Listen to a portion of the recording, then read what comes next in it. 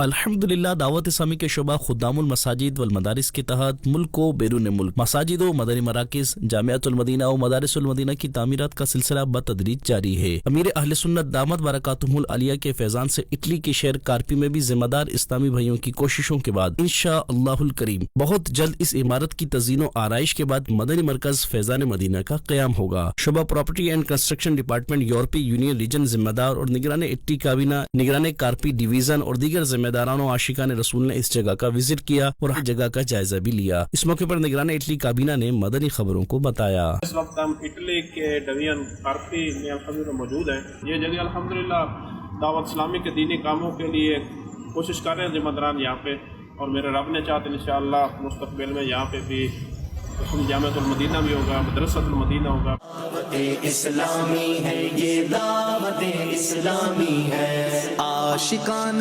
مصطفیٰ کی دعوت اسلامی، دین ہے سب کو سکھاتی دعوت اسلامی، امت کی ہے خیر خواہی دعوت اسلامی، باعمل ہم کو ہے بناتی دعوت اسلامی۔